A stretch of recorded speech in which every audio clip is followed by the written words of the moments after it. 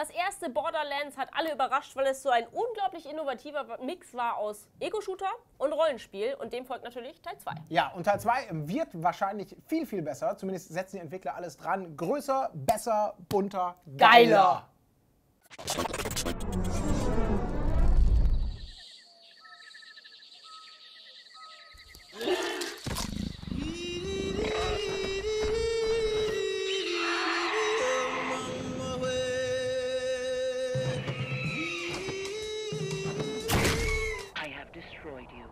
A deadly shot from nowhere. Nice!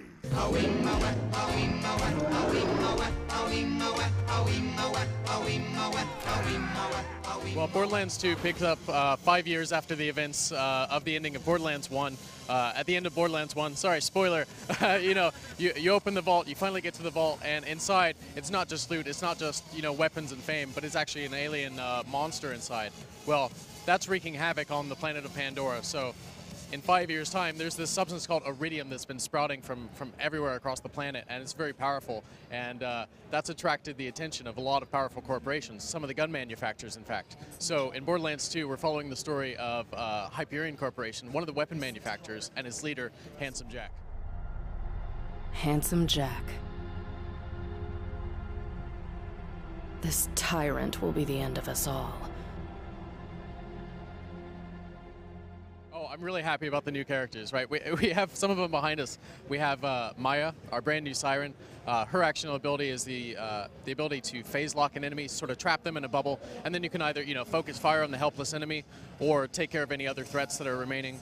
We have Zero, our new assassin. He's pretty awesome. He can throw down a decoy and turn into stealth, so then that gives you time to run up invisibly, behind somebody if you want to melee and backstab, or you can, line up a perfect sniper shot for critical damage there.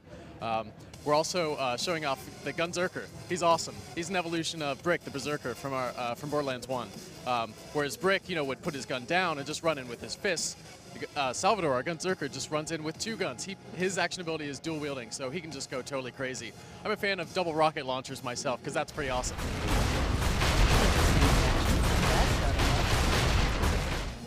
And last but not least, we have Axton, our commando.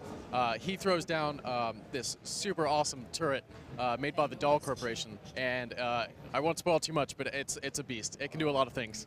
We built Borderlands as the role-playing shooter, so absolutely it's that hybrid that you talk about.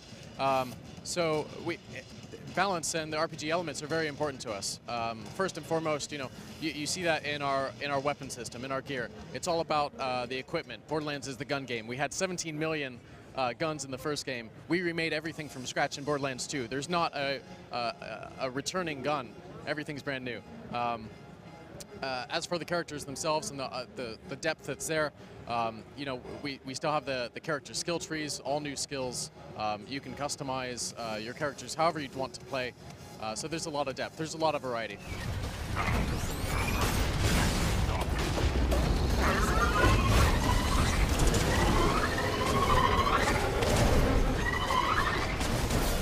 Previously in Borderlands 1, you would accept a mission from somebody and you kind of knew what you were going to do. In Borderlands 2, that's absolutely not the case. You can be talking to somebody, he says, hey, go here and do this thing. And when you get there, stuff may change, let's put it that way. Yeah, it's much more dynamic, it's much more sort of exciting. There are lots of surprises in our mission system now.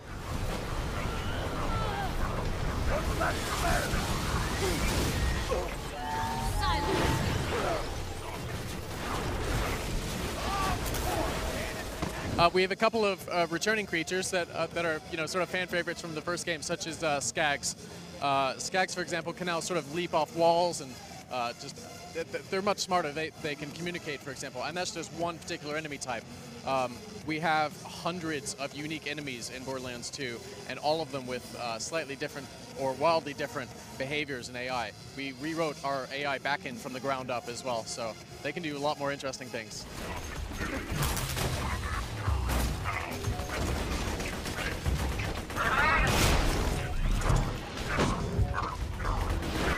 Well, the heart of Borderlands is really about playing with your friends. You can absolutely play it single player and have a great time, especially with our new and improved story in Borderlands 2. But as far as co-op, we've tried to make sure that it's much easier to connect and play with your friends or people who are on similar mission. Our main menu now functions as the lobby itself, so when you boot up the game, you can see who's doing what. Rock and roll!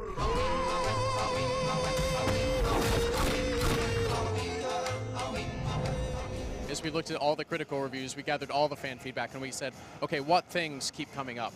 Let's talk about those. Let's consider those. One of the most obvious things we're showing here today, of course, is the mini-map. You now can see where you're going without having to go in the back menu. We all love that.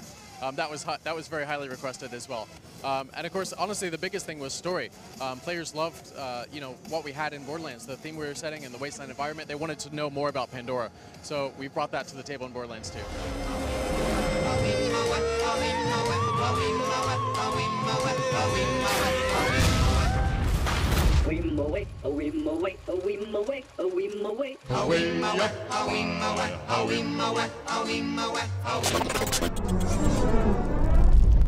Lange müssen wir nicht mehr warten.